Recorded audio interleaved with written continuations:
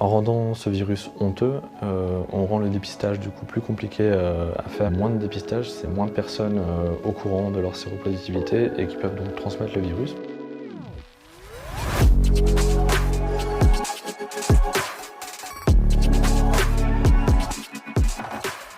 J'ai appris que j'étais séropositif quand j'allais avoir 20 ans. Donc j'ai fait un test rapide dans un lieu de rencontre gay avec l'association AID.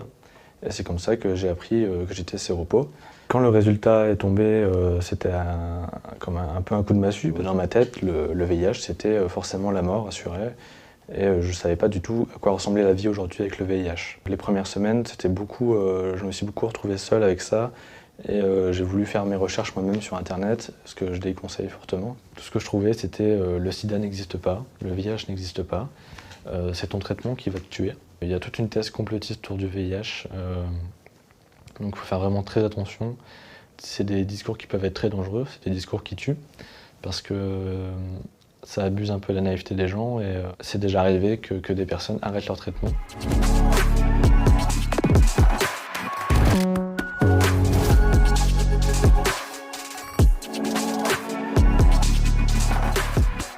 Ce qui veut dire qu'en fait le traitement qu'on prend quand on est séropo réduit la charge virale, donc le taux de virus qu'on a dans le corps, jusqu'à un stade qui n'est plus détecté dans le sang. Et grâce à ça, on ne peut plus transmettre le virus à personne. Moi par exemple, en un mois et demi, 2 mois, j'étais en charge virale indétectable. Donc c'était très rapide et le traitement était très efficace. C'était une combinaison de deux comprimés, donc 3 molécules, ce qu'on appelle la trithérapie. J'ai pris ça pendant 1 an, un ou 2 ans je crois. Puis après mon infectiologue m'a proposé du coup de simplifier ce traitement en un comprimé. Et récemment, mon infectiologue m'a proposé d'alléger du coup ce traitement. Parce qu'en fait, quand le traitement fonctionne très bien chez une personne, on peut proposer du coup d'enlever une molécule. L'effet reste le même, il est aussi efficace, mais c'est surtout sur le long terme, au niveau du corps en fait, que c'est mieux supporté du coup quand on avance dans l'âge.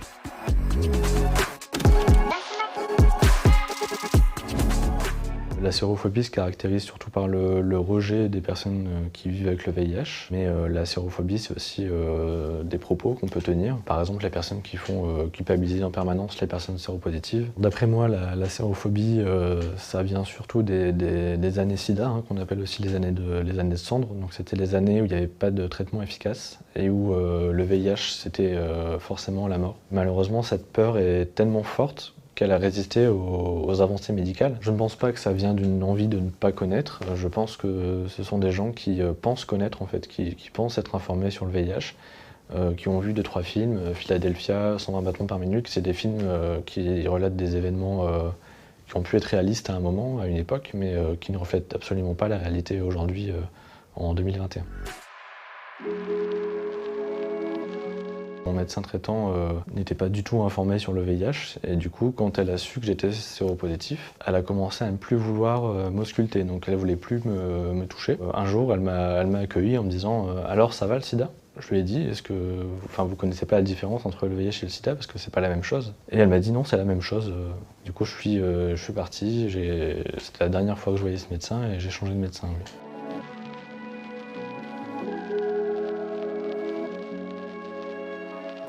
Au niveau sentimental et sexuel, c'est là où il y a le plus de choses qui changent du coup après l'annonce. Quand j'étais nouvellement séropositif, je pensais pas, j'avais pas conscience qu'il y avait ce problème en fait de sérophobie. La première fois que ça m'est arrivé, donc c'était un mec qui sur une appli de rencontre où je lui dis sans retenue et là il me dit que je suis un monstre en fait d'être sur cette application et que je devrais pas me mélanger en fait à la population dite normale, séronégative, et il m'a bloqué. Et je me rappelle que cette expérience, c'était un tournant quand même dans mon histoire avec le VIH où j'ai pris conscience d'un coup en fait de la sérophobie ambiante. En fait, j'ai été rejeté du coup sans raison valable. En fait, c'était basé sur des croyances, sur un manque d'information. La sérophobie, ça peut avoir un impact du coup sur la vie de quelqu'un. Les premières années, ça avait un petit peu sapé toute la confiance que j'avais en moi. Donc pendant longtemps, je n'osais plus aborder quelqu'un, je n'osais plus me permettre en fait de chercher une relation amoureuse, de chercher une relation sexuelle. Je m'attendais toujours à être rejeté de toute façon, donc j'avais tout simplement arrêté d'oser le faire en fait. Pendant près de 4 ans, j'ai subi en fait. Je me suis dit, bon bah c'est ma vie maintenant. Un jour, j'en ai eu marre et j'ai commencé à en parler du coup sur les réseaux. Depuis longtemps, j'attendais qu'un jeune le fasse de mon âge sur les réseaux et je me suis dit, si un jeune le fait, je le fais. Je me suis rendu compte que ce jeune, c'était peut-être moi. Je m'attendais tout seul en fait.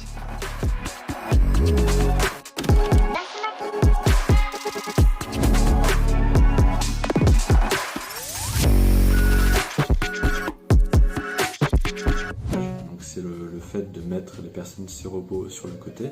On constate souvent ça accompagné du terme clean, ce qui sous-entend du coup en même temps qu'un séropos ne serait pas aussi propre que les autres. C'est une exposition qui peut être importante parfois, mais j'essaie de me souvenir du sens que ça a, de pourquoi je le fais. J'aimerais éviter ça à quelqu'un qui vient d'apprendre sa séropositivité, j'aimerais lui éviter ce que moi j'ai connu. Le sentiment qu'on peut avoir au début, le sentiment de culpabilité, de honte et cette sensation qu'on va rester des pestiférés toute notre vie et qu'on va jamais pouvoir se trouver une relation, jamais pouvoir s'épanouir.